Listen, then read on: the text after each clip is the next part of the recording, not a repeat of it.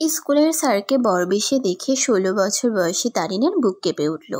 নিজের থেকে কমপক্ষে ১৩-১৪ বছরের বড় বয়সী কাউকে জীবনসঙ্গী হিসেবে মেনে নিতে পারল না কিশোরী মন। এই বিয়ে নাকচ করার জন্য এক মুহূর্ত অপেক্ষা করতে পারল না। বরকে দেখা মাত্রই উচ্চস্বরে বলে উঠল, আব্বা, এই বিয়ে আমি করতে পারুম না। উপস্থিত সকলে বিস্ফোরিত চোখে তাকালো তারিনের দিকে। তারিনের বাবা আক্তার মিয়া মেয়ের কথা শুনে ধরফরিয়ে উঠলেন। মেয়ের পাশে এসে বসে ধীর কণ্ঠে জিজ্ঞেস করলেন, এডি কি ক আম্মা? আমাকে সম্মান মাটিতে মিশা যাইব আম্মা? তারিন এবার চারদিকে নজর দিল। সবাই ওর দিকে চেয়ে আছে। তারিন চুপ হয়ে গেলেও আশেপাশের সবার মাঝে গুঞ্জন শুরু হয়ে গেল। সবাই কানাকানি করছে। গ্রামের মানুষ একটা কথা পেলে সেটাকে দ্বিগুণ বাড়িয়ে বলার ক্ষমতা রাখে। এক্ষেত্রেও ব্যতিক্রম কিছু হলো না। কেউ কেউ তো উচ্চস্বরেই বলছেন, মনে হইতাছে মায়ার অন্নপোলার লগে পীড়িত আছে। একটা আনন্দময় বিয়েবাড়ি তারিনের এক কথায় হুড়োহুড়ি শুরু হয়ে গেল। সবাই মিলে ব্যতিব্যস্ত হয়ে পড়ল। কেন বিয়ে করবে না সে কারণ খুঁজতে। তারিন এই মুহূর্তে ঠিক কী করবে বুঝতে পারল না। ভয়ে গুটিয়ে গেল। মাত্রই বরযাত্রীরা আসা শুরু করেছে।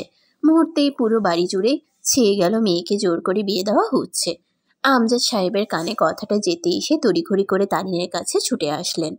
অবাক স্বরে তারিনের বাবাকে প্রশ্ন করলেন, কি ব্যাপার আক্তার ভাই, আপনি তারিন মাকে জোর করে বিয়ে দিচ্ছেন? আক্তার মিয়া চুপ করেই রইলেন। কি উত্তর দিবেন ভাবতে লাগলেন। তার তো উত্তর জানেনি। মেয়েকে তো সে জোর করে বিয়ে দিচ্ছে না। তারিন সজ্ঞানে এই বিয়েতে রাজি হয়েছিল। তাহলে এখন কেন অমত করছে সেই কারণ খুঁজছেন। তারিনের ভীষণ কান্না পাচ্ছে। তামজিদের কানে এসে খবর যেতেই তামজিদ সেখানে এসে হাজির হলো। তামজিদকে দেখে তারিন ভয়ে গুটিয়ে নিল নিজেকে। তামজিদ সবার উদ্দেশ্যে বলে উঠল, আপনারা সবাই বিয়ে খেতে আসছেন, খেয়ে দিয়ে চলে যাবেন। আমরা দুজন মানুষ একসাথে সারা জীবন থাকব, তাই আমাদের দুজনের ভালো মন্দ আমাদের বুঝতে দিন। দয়া করে কেউ আমার বা তারিনের বিষয়ে কোনো প্রকার মন্তব্য করবেন না। তারপর তারিনের ভাই তুষারকে বলল সবাইকে খাওয়ানোর ব্যবস্থা করতে। তামজিদ তারিনের ভয় পাওয়া চেহারার পানে তাকিয়ে খুব শান্ত বাক্যে শুধালো, বাবা, আমি তারিনের সাথে একা কথা বলতে চাই। কথাটা শুনে যেন তারিনের কলিজা শুকিয়ে যাওয়ার উপক্রম। বাবার সম্মানের দিকে তাকিয়ে তারিন এবার আর মুখ খোলার সাহস পেল না। তামজিদের কথা মেনে নিল। তামজিদের তারিনের হাত ধরতেই তারিন কেঁপে উঠল, তবুও টু শব্দ করল না। তামজিদ তারিনকে নিয়ে ফাঁকা একটা রুমে চলে আসলো। এসেই দরজা লাগিয়ে দিয়ে সোজাসাপটা প্রশ্ন করল, এই বিয়েটা তুমি করতে চাও না? তারিন চুপ করে আছে। বারবার ঢোক গিলছে, কথা বলার জন্য কোনো শব্দ বাক্য খুঁজে পাচ্ছে না। তারিনকে চুপ থাকতে দেখে তামজিদ খুব ব্যতিব্যস্ত স্বরে বলল, দেখো মেয়ে, এভাবে চুপ করে থাকার সময় এখন নেই। যা বলার সরাসরি বলো, বিয়েটা তুমি করতে চাও কি না? তারিন মাথা নাড়ালো, অর্থাৎ না। এবার তামজিদ জিজ্ঞেস করল, কেন করতে চাও না? তারিন চঞ্চল প্রকৃতির একটা মেয়ে। মুখের উপর উচিত কথা বলার জন্য অনেকের চোখের বিষ। গ্রামের হাস্যোজ্জ্বল চঞ্চল দুষ্টু মিষ্টি মেয়ে তারিন, যে কিনা সারাদিন হাসি ঠাট্টায় মেতে থাকে। যে মেয়ে শহরের গম্ভীর অহংকারী ছেলেকে বর হিসেবে মানতে নারাজ। এতক্ষণ মানুষজনের ভিড় একটু ঘাবড়ে গিয়েছিল ঠিকই, কিন্তু এবার আর ঘাবড়ে না গিয়ে সাহস সঞ্চয় করে কাটকাট গলায় বলে উঠল, আপনার আমি কেন বিয়ে করুম মাস্টারমশাই? আপনি আমার থেকে কত বড়, আমার লগে কি আপনারা মানায় নাকি? আপনি হয়েছেন শহুরে পোলা, আর আমি গ্রামের মাইয়া। আপনি গো ওইসব আদব কায়দার লগে আমি মানায় লইতে পারুম না মাস্টারমশাই। আমি তো জানতাম না যে আমার লগে যার বিয়ে হয়ে বসে আর কেউ না আপনি। আগে যদি জানতাম তাইলে এই বিয়াতে রাজি হইতাম না। পড়ালেখার থেকে বাঁচতে এই বিয়েতে রাজি হয়েছিলাম। আব্বাই যে আপনারই গলায় ঝুলাই দিব এটা কেমনে কমু? তামজিদের ভুজগল কুচকে এলো। তামজিদ ছোট থেকেই ঢাকায় বড় হয়েছে। শহরে আদব কায়দায় বড় হলেও গ্রামের প্রতি ওর বেশ টান। তাই তো শহরের নামকরা স্কুলের চাকরি ছেড়ে গ্রামের স্কুলে এসে জয়েন করেছে। সবে মাত্র 1 মাস হলো। এই 1 মাসে তামজিদের জীবনটা সম্পূর্ণ বদলে গেছে। পরিস্থিতির শিকার হয়ে নিজের থেকে এত ছোট বয়সের কাউকে বিয়ে করতে হচ্ছে। শুধু তাই নয়, নিজের ভালোবাসার মানুষটাকেও বিসর্জন দিতে হচ্ছে। অজানা ব্যথায় তামজিদের বুক চিনচিন করে উঠল। দম বন্ধকর পরিস্থিতি থেকে যত তাড়াতাড়ি সম্ভব বের হওয়ার রাস্তা খুঁজতে লাগলো। তাই এ বিষয়ে আর কথা বাড়ালো না। যে করেই হোক বাবাকে দেওয়া কথাও রাখবে, এই বিয়েটাও করবে, যে করেই হোক করবেই। নিজের রাগ, দুঃখ, কষ্ট সাইডে রেখে তামজিৎ শান্ত স্বরে জিজ্ঞেস করলো, তুমি তোমার বাবাকে ভালোবাসো? হুট করে এহেন প্রশ্ন করায় তারিন অবাক পানে চেয়ে উত্তর দিল, এটি কি কথা জিগান? আমার বাপেরে আমি ভালোবাসুম না কেন? কোনো মায়েরে দেখছেন বাপেরে ভালোবাসে না? যা জিজ্ঞেস করছি সেটুকুর উত্তর দাও, ভালোবাসো কি না? আমার বাপেরে আমি মেলা ভালোবাসি। তাইলে তুমি কি চাও তোমার বাবার সম্মানহানি হোক, গ্রামের মানুষ নানাভাবে অপদস্থ করুক, অপমানজনক কথা শোনাক চাও? না না, এসব আমি কেন চাইমু? আমার বাপেরে কেউ কিছু কইলে ওইটা আমার সহ্য হয় না। এই বিয়েটা না হলে তোমার আমার দুজনের পরিবারের সম্মানহানি হবে, গ্রামের লোকেরা নানা কথা বলবে, তোমার নামে বদনাম উঠবে। এই সব সহ্য করতে পারবে তো? তোমার বাবা সহ্য করতে পারবে তো? এই বিয়েটা যদি তুমি না করতে চাইতে তাহলে আগেই বারণ করতে। এখন বিয়ের আসরে বসে তুমি বিয়ে করবে না বলছো? পুতুল খেলা পেয়েছো নাকি এটা? দেখো মেয়ে, তুমি আমার থেকে বয়সে ও মেধায় দুই জায়গাতেই ছোট। আমার তোমাকে বিয়ে করার বিন্দুমাত্র ইচ্ছে নেই। হ্যাঁ, মানছি তুমি যথেষ্ট সুন্দরী, কিন্তু এটা ভুলে যেও না, সব ছেলেরা কিন্তু সৌন্দর্যে মগ্ন হয় না। আমাকেও তোমার সৌন্দর্যে টানে না। তাহলে বিয়েটা কেন করতেছেন? তামজিৎ একদমে কথাগুলো বলে যাচ্ছিল, এর মধ্যে তারিনের প্রশ্নে দমে গেল। তারিনের দিকে চেয়ে দেখল মেয়েটা অশ্রুসিক্ত নয়নে ওর দিকে তাকিয়ে আছে, চোখে মুখে অসহায়ত্বের ছায়া দেখে যাচ্ছে। তামজিৎ এক মুহূর্তের জন্য তারিনের চোখের মায়ায় হারিয়ে যায়। খেয়াল করলো মেয়েটা বড্ড বেশি সুন্দর লাগছে। বিয়ের সাজে বুঝি মেয়েদের এমনই সুন্দর লাগে? পর মুহূর্তে কিছু মনে করে দৃষ্টি নত করে ফেলল, আলতো স্বরে উত্তর দিল, বাবার জন্য। শুধু আপনার বাবার লাইগা? হ্যাঁ, বাবার তোমাকে পছন্দ। আর আপনার?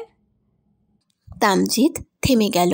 মেয়েটা বয়সে ছোট হলেও কথাগুলো বেশ ম্যাচিওর ব্যক্তির মতো জিজ্ঞেস করছে। আগের ন্যায় বলল, আমার পছন্দ অন্য কাউকে। তারিনের বুকটা মোচড় দিয়ে উঠল। যতই হোক কোনো মেয়ের পক্ষে হবু বরের মুখ থেকে এই কথাটা সহ্য করার ক্ষমতা নেই। অসহায়ের মতো বলে উঠল, তাইলে আমারে বিয়া কইরা আমার জীবনটা নষ্ট কইরেন না। আমি গ্রামের মানুষের কথা দাঁতে দাঁত আটকায়া সহ্য করে নিমু। যদি সহ্য করতে না পারি তাইলে এই গ্রাম সাইরা চইলা যামু। কিন্তু দহনের জ্বালা কেমনে সইমু মাস্টারমশাই? একজন শিক্ষক হইয়া নিজের ছাত্রীরে বিয়া করতে আইছেন কেমনে মাস্টারমশাই? আপনার তো আমি কমপক্ষে 13 বছরের ছোট। আপনার কি বিবেক বুদ্ধি বলতে কিছু নাই? কেমনে রাজি হইলেন এই বিয়াতে? এখন সব জাইন্নাও আমার এই বিয়া করার লাইগা জোর করতেছেন। তাও আমি সব মাইনা নিতাম যদি আপনার আমার পছন্দ করতেন। কিন্তু আমি অবাক হইয়া গেলাম এইটা হইনা যে আপনি অন্য এক মায়েরে পছন্দ করতেন, আবার আমারও বিয়া করতে আইছেন। আল্লাহ গো, এই অঙ্গের কয়টা রূপ আপনার! দুইটা মাইয়ের জীবন নষ্ট কইরা আপনি শান্তিতে থাকবেন মাস্টারমশাই? তারিন পুরো দমে কথাগুলো বলে থামল। তামজিৎ চোখ বড় বড় করে তাকিয়ে আছে তারিনের দিকে। মেয়েটা যে বয়সের তুলনায় খুব বেশি ম্যাচিওর সেটা আর তামজিদের বুঝতে বাকি রইল না। তামজিৎ একটা দীর্ঘশ্বাস ছেড়ে শান্ত স্বরে বলল, বিশ্বাস করো, আমার কিছু করার নাই। আমি এই বিয়েটা করতে চাইনি। আমার মা ক্যান্সারের পেশেন্ট। আমার মায়ের হাতে বেশি সময় নেই তারিন। শুধুমাত্র আমার মায়ের ইচ্ছা পূরণের জন্য এই বিয়েতে আমি রাজি হয়েছি। আমি তোমাকে বিয়ে করতে চাইনি। আমার বাবা মায়ের তোমাকে খুব পছন্দ। আমি যেই মেয়েকে ভালোবাসি সে শহরের স্মার্ট, শিক্ষিত, হাই ক্লাস ফ্যামিলির মেয়ে। তাই তাকে আমার মায়ের পছন্দ না। এক প্রকার বাধ্য হয়ে নির্লজ্জের মতো তোমাকে বিয়ে করতে এসেছি। আপনার মায়ের ইচ্ছা পূরণের জন্য আমি আমার জীবনটা নষ্ট করুন কেন মাস্টারমশাই? তোমার জীবন নষ্ট হবে কেন? আপনি অন্য মাইয়ারে ভালোবাসেন, তাইলে বিয়ের পর আপনি আমারে মাইনা নিবেন কেমনে? তামজিৎ চুপ করে গেল। এত শক্ত শক্ত প্রশ্নের জবাবও কি করে দেবে ভেবে পাচ্ছে না। তামজিদকে চুপ করে থাকতে দেখে তারিন পুনরায় প্রশ্ন করলো, আমারে ভালোবাসা বুকে টেনে নিতে পারবেন মাস্টারমশাই? তামজিদ আগে নেই চুপ। তারিন আবার বলা শুরু করলো, আমি ভালোবাসার কাঙাল। অল্প ভালোবাসা আমার প্রাণে সয় না। আমার বাবা মায়ে আমারে বহুত আদর সোহাগ কইরা বড় করছে। এখন যদি আপনি আমারে নিয়া দহনের জ্বালা দেন, ওই জ্বালা সইবার ক্ষমতা আমার নাই। আপনি এই বিয়াটা ভাঙ্গা দেন, আমি এই বিয়া করুম না। তামজিদ ভয়ে হাঁসফাঁস করতে লাগলো। তারিনের এইসব কথা শুনে একটা কঠিন সত্য বলতে গিয়েও চেপে গেল। কঠিন স্বরে বলল, শোনো মেয়ে, আমার পক্ষে বিয়েটা ভাঙা সম্ভব না। তুমি ভয় পেও না। তোমার প্রতি স্বামী হিসেবে সব দায়িত্ব আমি পালন করব। তোমাকে কখনো অবহেলা করব না, কষ্টও দিব না। তোমাকে আমি আমার মতো করে বড় করব, পড়ালেখা করাবো, তোমার সব আবদার পূরণ করব। অতীত ভুলে সংসারে মন দেওয়ার চেষ্টা করব। তুই যা বলবে সব মেনে নিব। প্লিজ এই বিয়েটা ভেঙে দিতে বলো না। তারিন এবার শান্ত হয়ে গেল। কি বলবে খুঁজে পাচ্ছে না। এর মধ্যেই দরজার ওপাশ থেকে তারিনের বাবার গলা ভেসে আসলো। বাবার কণ্ঠস্বর শুনে তারিন চোখের পানিটুকু তড়িঘড়ি করে মুছে ফেলল। তামজিদ এবার বিনয়ী স্বরে বলল, প্লিজ বিয়েটা ভেঙে দিও না। তামজিদ দরজা খুলে দিতেই আক্তার মিয়া বললেন, বাপজান, আমি আমার একটু মাইয়ার লগে কথা কইতাম। জি আঙ্কেল বলুন, আমি বাইরে অপেক্ষা করছি। বলেই তামজিদ চলে গেল। তারিন বাবাকে দেখে বাবার বুকে হামলে পড়ল। আক্তার মিয়া মেয়ের মাথায় হাত বুলিয়ে বলতে লাগলেন, তুমি যখন 6 মাসে পড়লা তখন আমার আম্মায় আমারে সাইরা চইলা গেল। আমার আম্মা মইরে যাওনের সময় আমার হাতটা ধইরা কইয়া গেছিল, বাজান আমার অভাব ভুলাই দেওয়ানের লাইগা আল্লাহ তোর কোলে আমাগো তারুরে পাঠাইছে। আমি থাকুম না তো কি হইছে, আমার তারু বইনে আছে না, ওরেই তুই আম্মা কইবি। মনে করবি আল্লাহ তোরে এক আম্মা নিয়া গিয়া আর এক আম্মা দিয়াছে। জানো আম্মা জান, সেই দিনের পর আমি যেই দিন তোমার মুখের দিকে চাইতাম আমার আম্মার কথা ভুলে যাইত, আমার পরানটা ঠান্ডা হয়ে যাইত, এতিম হওয়ার দুঃখ ভুলে যাইতাম। তুমি এক কেড়ে আমার আম্মার লাহান হইছ। আল্লাহ আমার ঘরে তোমারে পরির লাহান সুন্দর বানাইয়া পাঠাইছে। তারিনের চোখ বেয়ে পানি পড়ছে। আক্তার মিয়া পুনরায় বলতে শুরু করলেন, আজ আমার হেই পরির বিয়া, কত স্বপন দেখছি আমার আম্মার বিয়া লইয়া। আল্লাহ আজ হেই হপন পূরণ করব। বলেই তিনি একটু হাসলেন। পরক্ষণেই পরাণ ঠান্ডা করার মতো ডেকে উঠলেন, আম্মা ও আম্মা, আমার আম্মা, আমার চাঁদের টুকরা আম্মা জান। তারিনের বেশ কান্না পাচ্ছে এবার। আক্তার মিয়া নিজেও এবার কেঁদে উঠলেন। তার বুকটা ফেটে যাচ্ছে। নিজের প্রাণের থেকেও প্রিয় মেয়েকে আজ বিদায় জানাতে হবে, অন্যের ঘরে পাঠিয়ে দিতে হবে সারা জীবনের জন্য। প্রত্যেকটা মেয়ের বিয়ের দিন বিদায় বেলা বাবাদের এভাবেই বুক ফেটে যায়। চাইলেও সব বাবা তা প্রকাশ করতে পারেন না। বিদায় শব্দটা খুব বিষাক্ত, সেটা ক্ষণিকের হোক বা চিরতরের। আক্তার মিয়া এবার জিজ্ঞেস করলেন, আমার আম্মা তুমি কও তুমি এই বিয়া করবা না? তুমি ভয় পাইও না আম্মা, আমার কাছে তোমার থাইক্কা দামি আর কিছু নাই আম্মা। কে কি কইব ওই লইয়া আমি মাথা ঘামাই না, আমার কাছে তোমার হুকটাই দামি। তারিন বাবাকে শক্ত করে জড়িয়ে ধরে কান্না করে উঠল। ভাবল যেই বাবা নিজের সম্মানের কথা ভেবে ওর কথা ভাবছে, সেই বাবাকে ও কিছুতেই কষ্ট দিবে না, কিছুতেই গ্রামের মানুষের সামনে বাবার সম্মানহানি হতে দিবে না। কাঁদতে কাঁদতে বলে উঠল, আমি এই বিয়ে করুম না, আব্বা। আমার এই বিয়াতে কোনো অমত নাই। আক্তার মিয়ার মুখে হাসি ফুটল। মেয়ের কপালে চুমু এঁকে দিয়ে বলে উঠলেন, আমাগো মাস্টার খুব ভালো মানুষ আম্মা, তোমারে অনেক সুখে রাখবো, তুমি চিন্তা করো না। লও এইবার যাই, আমরা বেলা গড়াইয়া যাইতাছে। তারিন আর বাধা দিল না, বাবার সাথে চুপচাপ চলে এলো। বিয়ে শুরু হলো। আবার সবাই মিলে হাসি ঠাট্টায় মেতে উঠল। বিয়ে শেষ হতেই বিদায়ের পালা আসতেই কান্নার রোল পড়ে গেল। তারিনের মা কান্নাকাটি করে অস্থির হয়ে পড়েছেন। তারিনের বাবা তারিনের হাতটা তামজিদের হাতে তুলে দিয়ে বলে উঠলেন, বাজান, এত বছরে আমার চাঁদের টুকরা গায়ে কোনো দাগ লাগতে দেইনি। তুমিও আমার মাইয়াডারের দীক্ষা রাখো বাজান, ভালো রাখো। আপনি চিন্তা করবেন না আঙ্কেল, আপনার মেয়ে সুখে থাকবে। তামজিদের কথা শেষ হতেই আমজাদ সাহেব বললেন, আপনার মেয়ে মানে আমারও মেয়ে বেআই মশাই। আপনি নিশ্চিন্তে থাকুন, আপনার মেয়ের গায়ে এক বিন্দু আঁচ লাগবে না কখনো। তারিন তামজিদের সাথে এক করে এগিয়ে যাচ্ছে, আর ভেতর থেকে ভয়গুলো নড়ে চড়ে উঠছে। আজ থেকে তারিনের নতুন জীবন শুরু। জীবন কোন দিকে মোড় নেবে সেটা একমাত্র উপরওয়ালাই জানেন। তারিন বেশ ভালোভাবে বুঝতে পারছে ওর জীবনে স্বামী সুখ এত সহজে হবে না, অনেক কাঠখড় পোড়াতে হবে। তারিন মনে মনে প্রতিজ্ঞাবদ্ধ হয়ে বলল, আমি হার মানুম না। আমি সংসারও করুম, স্বামীর ভালোবাসাও পামু, নিজের পায়েও দাঁড়ামু। আমিও তারিন, হেরে যাওয়ার মাইয়া আমি না। শ্বশুরবাড়ির চৌখাটে এসে পা রাখতে বাড়ির আত্মীয় স্বজন সকলে ভিড় জমালো বউ দেখার জন্য। তারিন আর তামজিদকে বরণ করা শেষ হতেই তামজিদের মা বর্ষা বেগম বললেন, বাবা, আমার বৌমারে কোলে তুলে ঘরে নিয়ে আসো।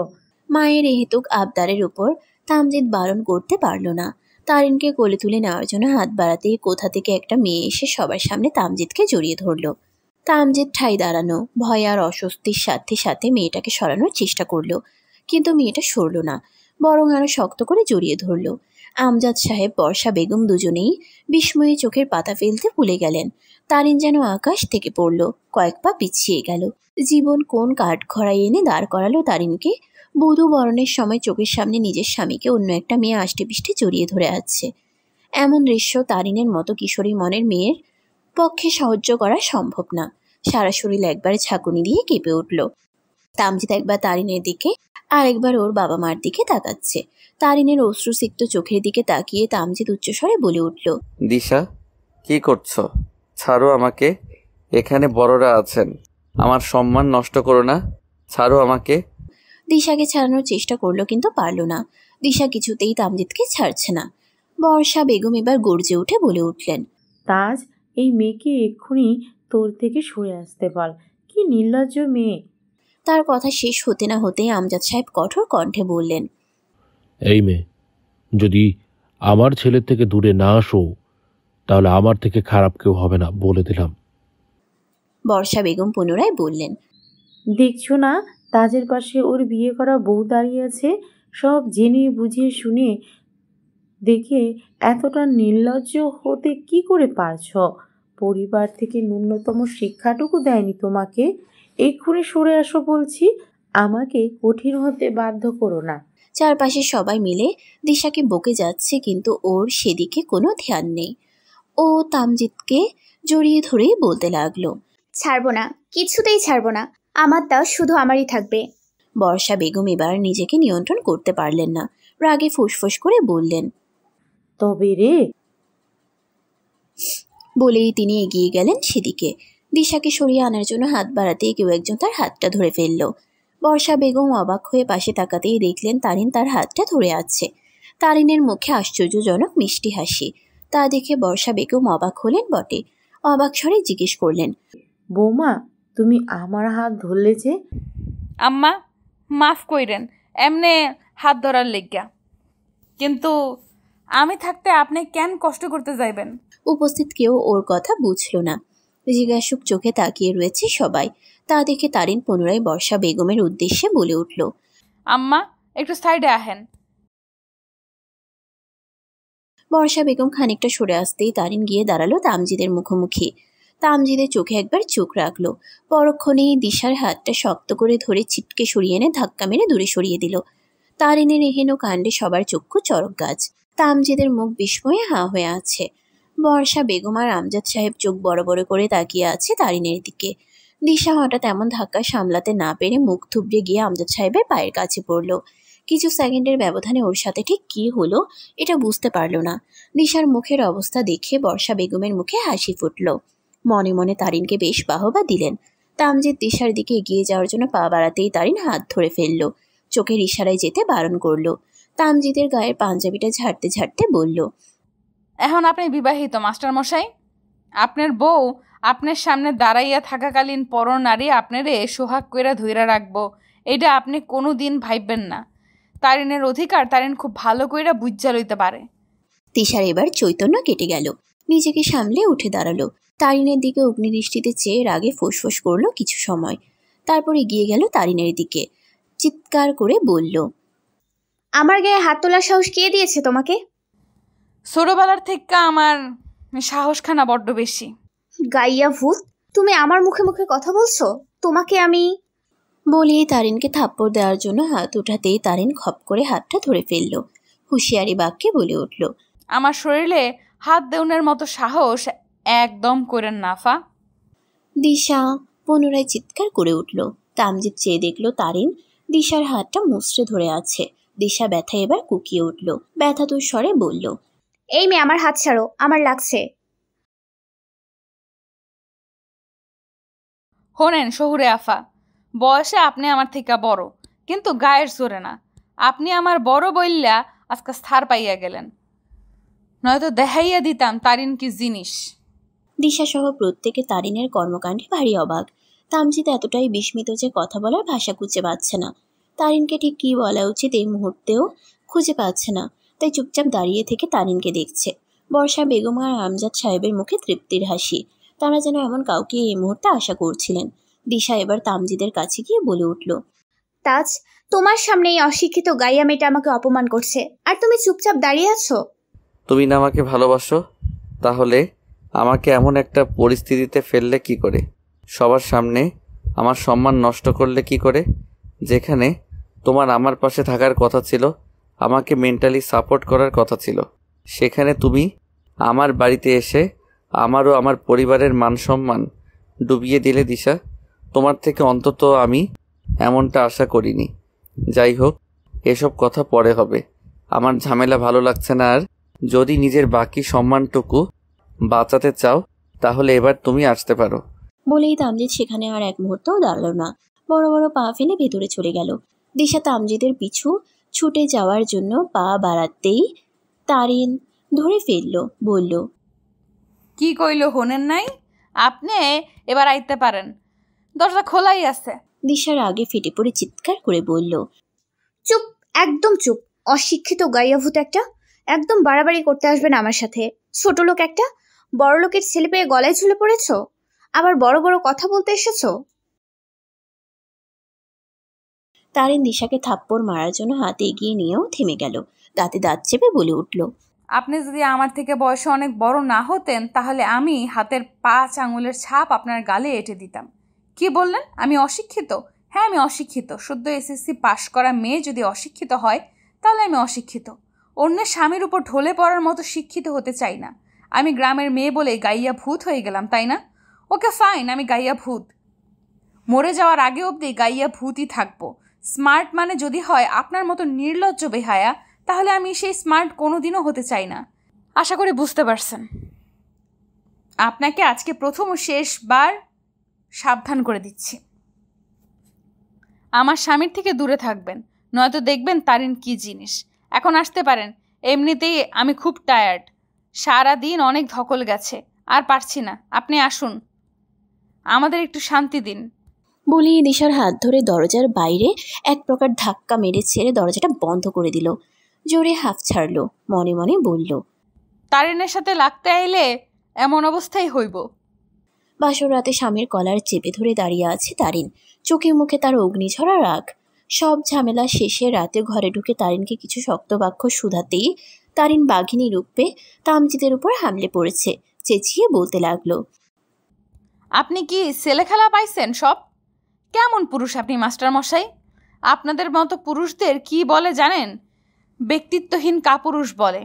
একটা মেয়েকে ভালোবাসলেন, তারপর তাকে মাঝ রাস্তায় ছেড়ে দিলেন। পরিবারের চাপে অন্য একটা মেয়েকে বিয়ে করে ঘরে তুললেন। 2টা মেয়ের জীবন নিয়ে আপনি ছিনিমিনি খেলছেন মাস্টার মশাই। যাকে ভালোবাসলেন তাকে নিজের মায়ের মতো গড়ে নিতে পারতেন, তার হাতটা শক্ত করে ধরে রাখতে পারতেন, তা না করে কাপুরুষের মতো ছেড়ে দিলেন। কেন করলেন এইসব? আজকে আপনি আমার সব প্রশ্নের উত্তর দিবেন, আর সেটা এক্ষুনি। বলেন, কেন করলেন এত সব কিছু? তারিনের কথার পাল্টা জবাবে তামজিদ এবার শক্ত কণ্ঠে বলে উঠল, আমি তোমার কোনো প্রশ্নের উত্তর দিতে বাধ্য নই। একদম ভুলে যাবেন না আমি কে। আমি আপনার বিয়ে করা বউ। কয়েক ঘন্টা আগে 3 বার কবুল বলে আপনি আমাকে বিয়ে করেছেন, তাই আমার কাছে আপনি সব প্রশ্নের উত্তর দিতে বাধ্য। শোনেন মাস্টার মশাই, আমাকে গ্রামের সাদাসিধা অবলা মেয়ে ভাববেন না। আমি কোনো অবলা প্রাণী না যে আপনারা আমার সাথে যা খুশি তা করবেন, আমি নিজের অধিকার নিজেই আদায় করে নিতে পারি আর নিব। বয়সের তুলনায় ম্যাচুরিটি আমার মধ্যে অনেক বেশি, বুদ্ধিটাও বেশি। তামজিৎ এবার কঠিন হয়ে কিছু বলার জন্য মুখ খুলল। পরক্ষণেই তারিনের এমন অগ্নি রূপ দেখে তামজিৎ দমে গেল। নিস্তব্ধ তারিনের থেকে নিজের কলারটা ছাড়িয়ে নিল, খাটের উপর ধপ করে বসে পড়ল। কিছুক্ষণ নীরবতায় কেটে গেল দুজনের। তারিনের চোখ বেয়ে নোনা জল গড়িয়ে পড়ছে একাধারে। যতই উপরে শক্ত থাকুক না কেন, ভেতরে ভেতরে না চাইতেও ভেঙে যাচ্ছে বারবার। জীবনের নৌকা ঠিক কোন জায়গায় গিয়ে থামবে সেটা ভেবেই অস্থির হয়ে উঠছে বারবার। তারিন ঠাই দাঁড়িয়ে আছে, ভেতর থেকে চাপা আর্তনাতে বুকটা ফেটে যাচ্ছে। তামজিৎ কিছুক্ষণ চুপ থেকে হঠাৎ বলে উঠল, আমার কথাগুলো একটু শুনবে প্লিজ? তামজিদের গলার সব খুব অসহায় শোনালো, সেই স্বরে চাপা আর্তনাদ স্পষ্ট। তানিনের উত্তর না পেয়ে তামজিৎ পুনরায় বলে উঠল, শুনবে আমার কথাগুলো? বলুন, শুনছি। এখানে এসে বসো। তারিন চুপচাপ কিছু না বলে তামজিদের পাশে গিয়ে বসে পড়ল। অবশ্য খানিক দূরত্ব বজায় রেখেছে ঠিকই। তামজিৎ এবার শান্ত স্বরে বলতে শুরু করলো, আমি তোমার জীবনটা নষ্ট করব না তারিন। তোমার অধিকার থেকে তোমাকে বঞ্চিত করব না। কম বেশি সবার জীবনে অতীত থাকে, তাই বলে কি মানুষ অতীত আঁকড়ে বসে থাকে? আমার জীবনেও একটা অতীত আছে, তাই বলে কি আমি কখনো অতীত ভুলে নতুন জীবন শুরু করতে পারবো না? দেখেন মাস্টার মশাই, আপনার জীবনে যদি শুধু অতীত থাকতো আমি মেনে নিতাম, কিন্তু এটা তো অতীত না, এটা বর্তমান। যাকে ছেড়ে আসলেন তার কি হবে ভেবেছেন? ভেবেছি।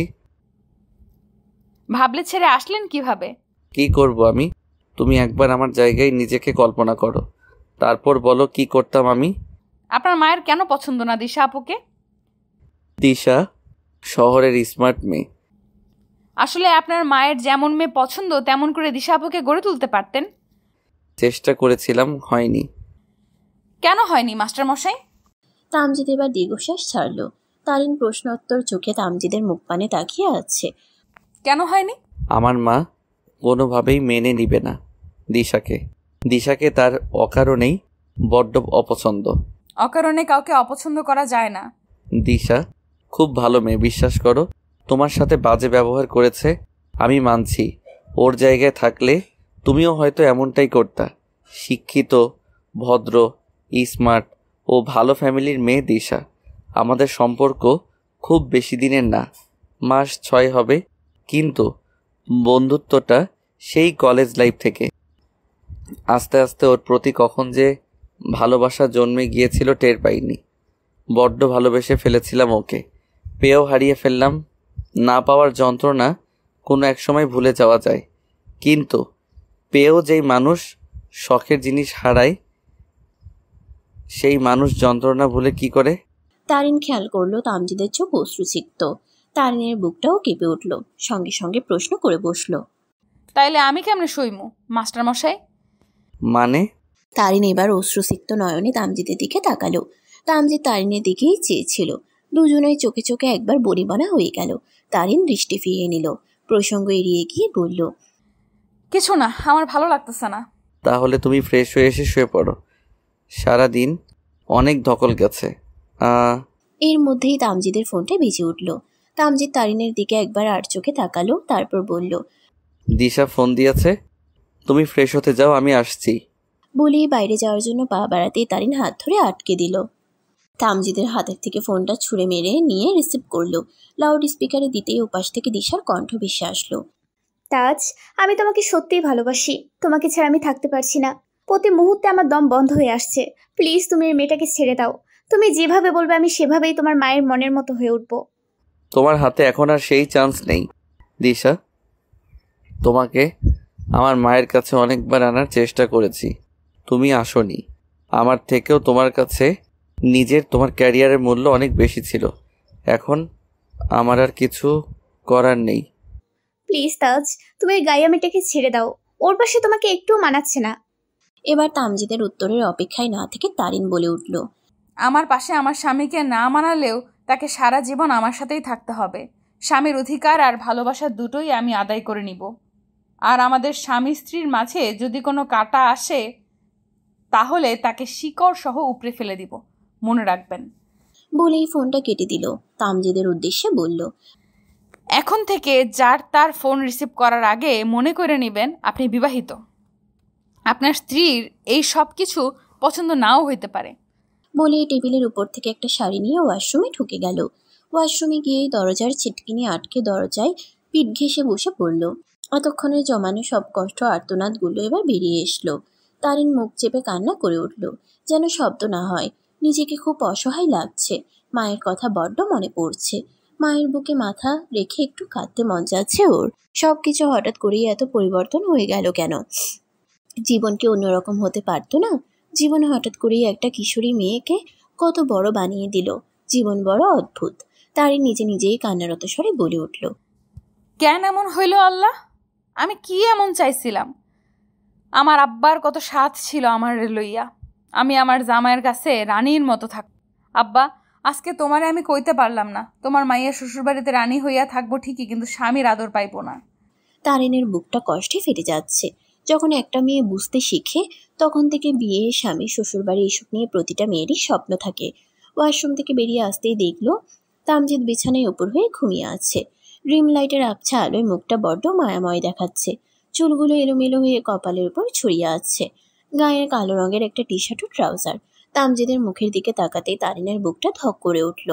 এক অদ্ভুত ভালো লাগা ছেয়ে গেল সারা অঙ্গে। চুপচাপ গিয়ে তামজিদের পাশে শুয়ে পড়ল। চোখ বন্ধ করে মায়ের বলা কথাগুলো মনে করতে লাগলো। হুনতারু, স্বামী স্ত্রীর সম্পর্ক হইল গিয়া পবিত্র সম্পর্ক। এই সম্পর্কে আল্লাহ নিজের হাতে রহমত দিয়া দেয়। এই সম্পর্ক ভাঙন এত সোজা না। স্বামীর ওপর একবার মহাব্বত জন্মাই গেলে ওই মহাব্বতের মরণের আগ অবধি কোনো দিন শেষ হইব না। সত্যি কি তাই? চোখ বন্ধ করে ভাবতে লাগলো, তামজিদ কি কখনো ওকে বউ হিসেবে মেনে নিবে? ভালোবেসে কাছে টানবে, নাকি শুধুই দায়িত্ব পালন করে যাবে? মাঝরাতে কেউ একজন তামজিদকে শক্ত করে জড়িয়ে ধরতে ওর ঘুম ভেঙে গেল। চোখ বন্ধ করে বুকের উপর থাকা বস্তুটাকে সরানোর চেষ্টা করলো, কিন্তু পারল না। বরং দুটো হাত আরো শক্ত করে ওকে আষ্টেপৃষ্টে জড়িয়ে ধরলো। এবার তামজিদ বিরক্ত হয়ে অন্য পাশে ফেরার জন্য নড়তেই কেউ একজন ঘুম কাতুরে স্বরে বলতে লাগলো, নানিবু, তুমি এমনে লড়ো কেন বারবার? একটু শান্তি মতন ঘুমাইতেও পারি না তোমার লেগিয়া। মিহিলি কণ্ঠের কথাগুলো তামজিদের কানে যেতেই তামজিদ ধরফরিয়ে উঠে বসে পড়ল। এক প্রকার লাফিয়ে উঠে তারিনের ঘুমটাও ভেঙে গেল। আবছা আবছা আলোয় দেখলো কেউ একজন বসে আছে। বোধহয় তারিনের দিকেই অবাক দৃষ্টিতে তাকিয়ে আছে। স্পষ্ট বোঝা যাচ্ছে না। চোখ পিটপিট করে তারিন পুনরায় বলে উঠল, নানিবু, তুমি এমনে চাইয়া আসো কেন? উঠা বইয়া আসো। কই যাইবা? বাথরুমে যাইবা? তারিনের এইসব কথা শুনে তামজিদ ঠিক কি বলবে খুঁজে পেল না। মেয়েটা কি ভুলে গেছে তার বিয়ে হয়ে গেছে? সে এখন শ্বশুর বাড়ি আছে। তামজিদ এত সব কিছু চিন্তা করা বাদ দিয়ে শান্ত স্বরেই বলল, একটু সরে ঘুমাও, আমার উপর উঠে যাচ্ছ তো। হুট করেই পুরুষ কারোর কণ্ঠস্বরে তারিন হকচকিয়ে উঠল। লাফিয়ে উঠে বসে পড়ল। কাপড় ঠিক করতে করতে বলল, আপনি? হ্যাঁ আমি। একটা মানুষ যে ঘুমালে দিন দুনিয়া ভুলে যায় সেটা তোমাকে না দেখলে জানতাম না। খালি মুখেই বড় বড় কথা, স্বভাব এখনো বাচ্চাদের মতোই রয়ে গেছে। বলেই তামজিদ বালিশটা দূরে সরিয়ে এনে পুনরায় শুয়ে পড়ল। আর তারিন হাঁ করে রইল কিছুক্ষণ। অতঃপর ওর সব মনে পড়ল। ওর পাশে আজকে নানি না, বরং ওর স্বামী ঘুমিয়েছিল। তার মানে নানিকে ভেবে তামজিদকে জড়িয়ে ধরেছিল। ভেবেই জিভ কামড় দিয়ে উঠল। খানিকটা লজ্জাও পেয়ে বসলো। কপাল চাপড়ে নিজে নিজেই বলে উঠল, ওরে তারু, তোর কেন ঘুমাইলে হাত পা আয়ত্তে থাকে না? ইস, এখন কি মনে কইরা বইয়া থাকবো? মাস্টার মশাই, ভাববো বিয়া না হইতেই তার গায়ে পড়ে গেছি। তামজিদ সবটা শুনেও চুপ করে আছে। এই মুহূর্তে ওর কথা বলতে ভালো লাগছে না, তাই ঘুমানোর ভান করে আছে। তারিন কথাটা বলে পুনরায় বলে উঠল, ধুরো, কি আবল তাবল ভাবতেছি। যা খুশি ভাবুক, আমার কি? আমি কি অন্য পুরুষে গায়ে পড়ছি নাকি? হ্যাঁ, হে আমার বিয়ে করা স্বামী, তারে আমি ধরবো না তো কে ধরবো? এবার তামজিদ বিরক্ত হয়ে মুখ খুলল। কিছুটা ধমকে বলে উঠল, মাঝরাতে পাগলের মতো প্রলাপ না করে ঘুমাও। মাথা যন্ত্রণা করছে, তোমার বকবক এই মুহূর্তে অসহ্য লাগছে। তামজিদের ধমক খেতেই তারিন থেমে গেল। চুপচাপ শুয়ে পড়ল, আর কথা বাড়ালো না। কিছুক্ষণ চুপ করে শুয়ে থাকলেও ঘুম আসলো না। ভেতরে ভেতরে অশান্তি লাগছে। কেন এমন লাগছে? তামজিদের খারাপ লাগা শুনে কেন ওর কষ্ট হবে? বুকের ভেতরটা কেমন হাহাকার করছে। একদিনের পরিচয়ে কারোর জন্য খারাপ লাগার সৃষ্টি হয়ে যায়? প্রশ্নটা মাথায় আসতেই মন উত্তর দিল, এটাই স্বামী স্ত্রীর বন্ধন। এসব আকাশ পাতাল ভাবতে ভাবতে কখন যে তারিন ঘুমিয়ে যায় নিজেও টের পায়নি। মসজিদের আজানের শব্দে ঘুম ভেঙে গেল। তড়িঘড়ি করে উঠে বসলো। পাশ ফিরে দেখলো তামজিদ এখনো ঘুমে মগ্ন। নিজেকে ঠিক করে ওয়াশরুমের দিকে গেল। অজু করে এসে নামাজে দাঁড়ালো। নামাজ শেষ করে নামাজের বিছানায় বসে বসে দোয়া পড়ছে আর সবকিছু নিয়ে ভাবছে। জীবনটা যা হঠাৎ করে এত পরিবর্তন হয়ে গেল, আদৌ কি সব একদিন ঠিক হবে, নাকি জীবনের ছন্দ অন্যদিকে ঘুরে আরো এলোমেলো হয়ে যাবে? হুট করে পাশে কারোর উপস্থিতি টের পেয়ে পাশ ফিরতেই দেখলো তামজিদ দাঁড়িয়ে আছে। তারিনকে তাকাতে দেখেই তামজিদ বলে ওঠে, আমাকে ডাকলে না কেন? তারিনের জবাবের আশায় না থেকে তামজিদ নামাজ শুরু করে দিল। তারিন উঠে গিয়ে ব্যালকনির দরজাটা খুলে দিল।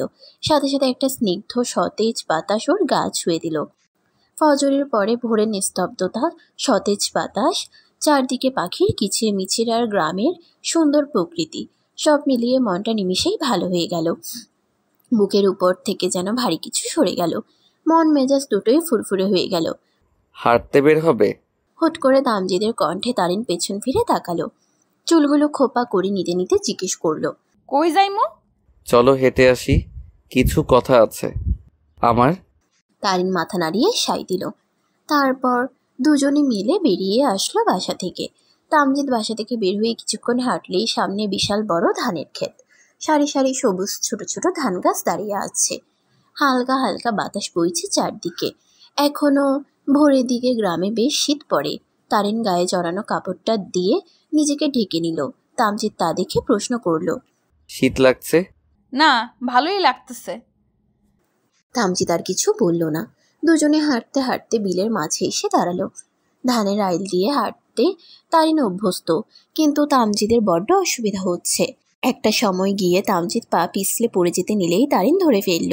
সতর্কীকরণ বাণীতে বলে উঠল,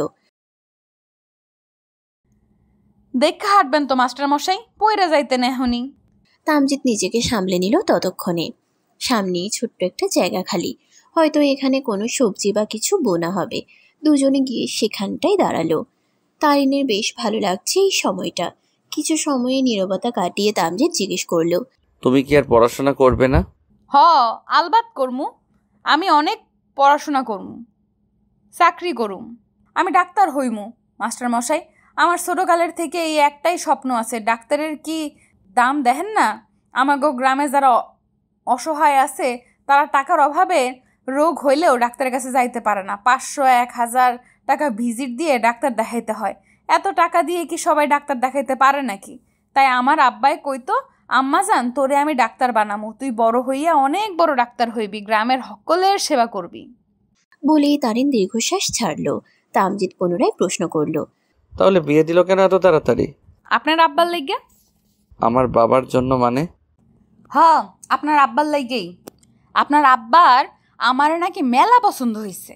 আমার আব্বার কাছে প্রস্তাব দেওয়ার পর ফিরাই দিছিল। আপনার মায়ের অসুস্থতার কথা কইয়া আমার আব্বারে রাজি করাইছে। আপনার মার নাকি আমারই পছন্দ, আমারই হেয়ারফলার বউ হিসেবে দেখতে চায়। তারপর আমার বাপে আর ফিরাই দিতে পারে নাই। তামজিদ দীর্ঘশ্বাস ছাড়লো। কিছুক্ষণ নীরব থেকে বলে উঠল, তুমি এভাবে কেন কথা বলো সব সময়? কালকেই তো কত সুন্দর করে কথা বললা। আমাগো গ্রামে আঞ্চলিক ভাষা এটা, আমি এমনিই কথা কয়ে শান্তি পাই। আঞ্চলিক ভাষা কইতে আবার লজ্জা কিসের?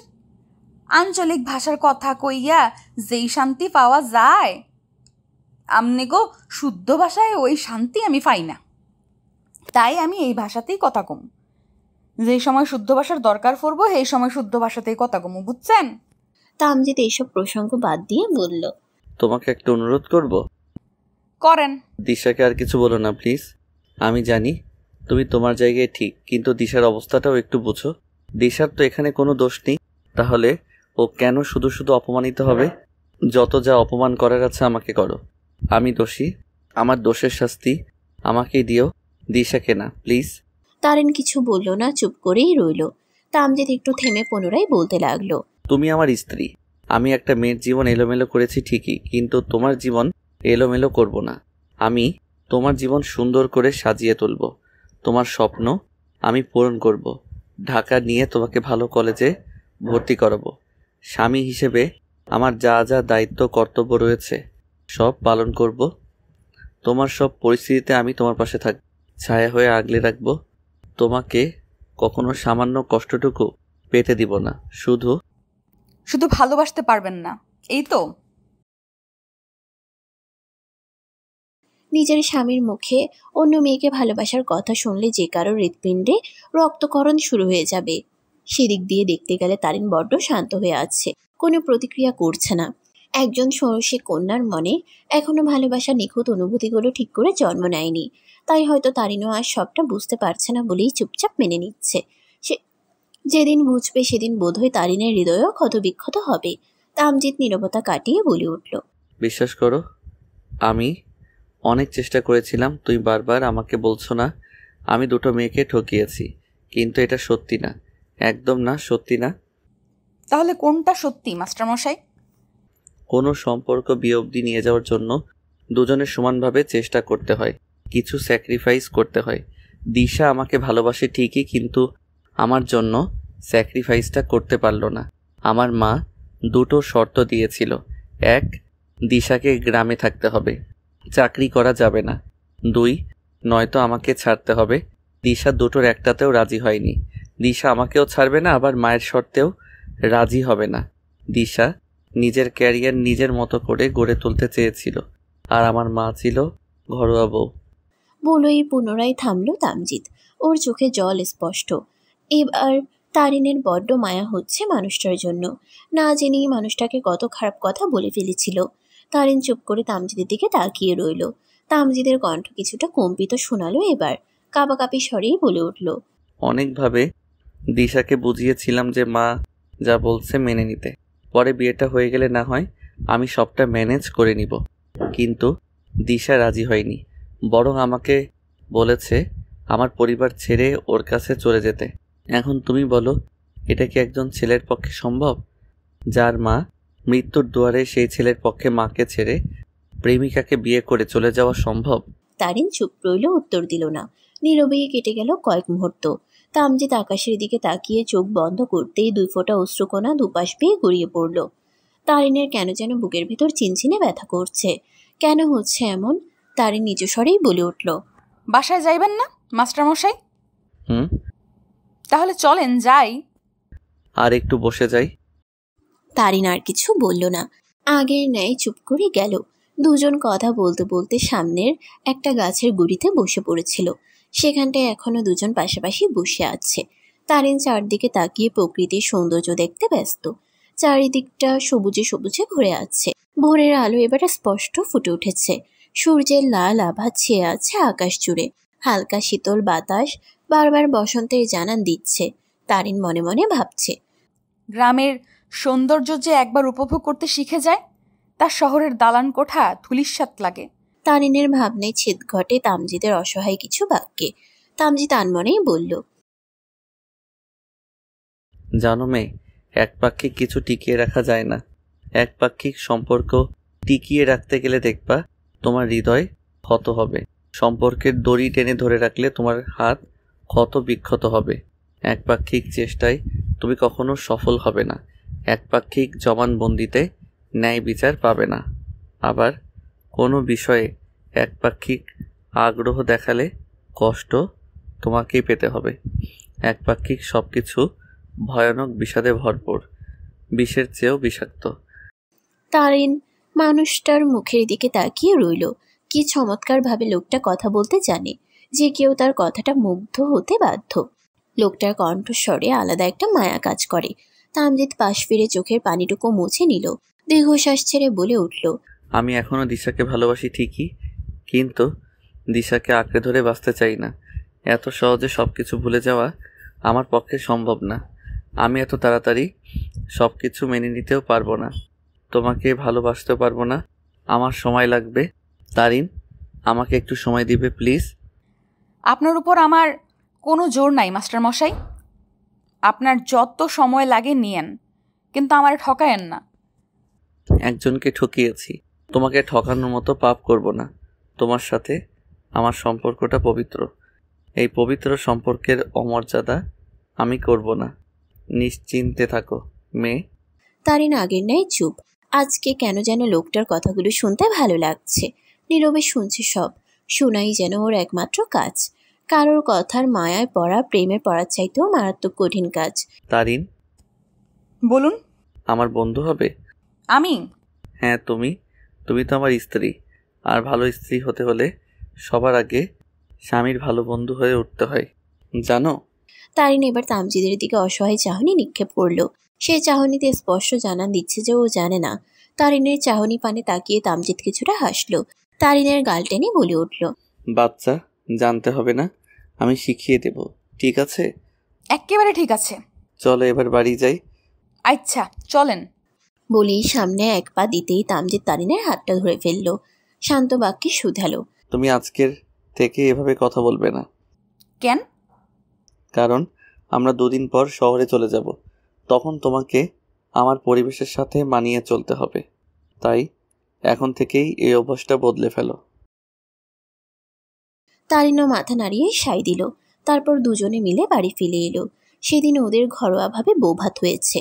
বৌভাত শেষে সন্ধ্যার সময় অনুযায়ী ওরা তারিনদের বাসায় আসলো। সারাদিনের ধকল শেষে যখন তামজিদ এসে তারিনের পাশে বসলো, তারিন তখন গায়ের গয়না খুলতে ব্যস্ত।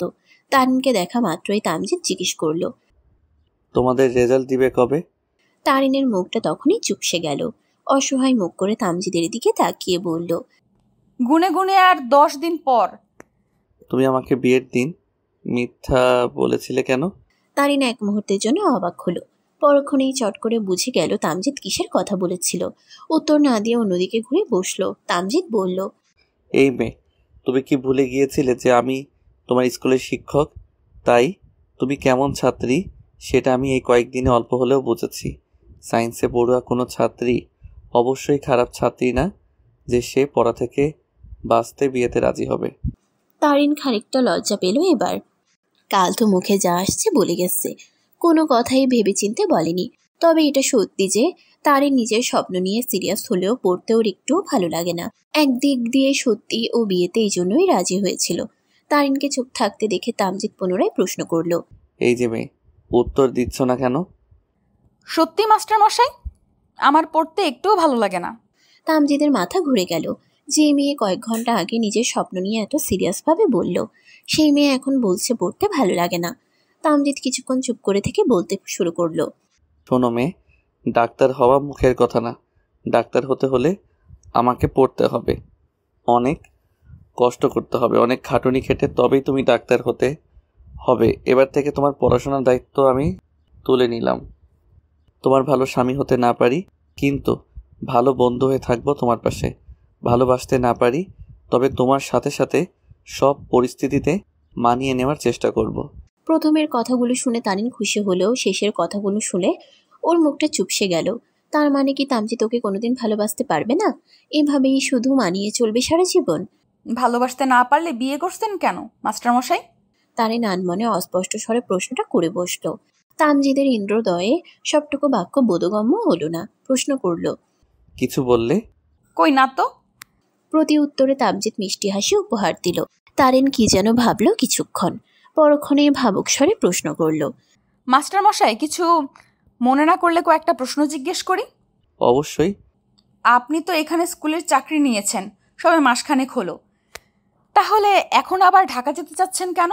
তামজিদ যেন এই প্রশ্নটার অপেক্ষা করছিল, তাই সেকেন্ডের মাথায় উত্তর দিল, মায়ের উন্নত চিকিৎসা প্রয়োজন, থেরাপি দেওয়া সহ অনেক ট্রিটমেন্ট করা বাকি এখনো, যেটা গ্রামে থেকে সম্ভব না। বিয়েটা এই জন্যই তাড়াতাড়ি করে দেয়া হয়েছে। তাহলে আপনি আর চাকরি করবেন না? চাকরি করব না কেন বোকা, অবশ্যই করব, কিন্তু সেটা এখানে না। ঢাকায় একটা কলেজে বেশ ভালো স্যালারির চাকরির অফার পেয়েছি, সেখানেই জয়েন করব গিয়ে ইনশাআল্লাহ। গ্রাম ছেড়ে যাবেন কেন মাস্টার মশাই? শোনো, আমি ছোট থেকেই ঢাকাতে বড় হয়েছি। বাবার চাকরির মেয়াদ শেষ হয়ে যাওয়ার পর বাবা মা গ্রামে চলে এসেছিল। আমাদের ঢাকা ফ্ল্যাট আছে, সেখানেই আমি, আপু আর দুলাভাই থাকতাম। দুলাভাইয়ের অফিসটা আমাদের বাসা থেকে সামনে ছিল, আর আমিও একা, তাই আপু আমার সাথেই থাকতো। পড়ালেখা শেষ করে সেখানেই চাকরিতে জয়েন করার পর থেকে মা প্রতিদিন ফোন করে অনুরোধ করতো গ্রামে চলে আসার জন্য।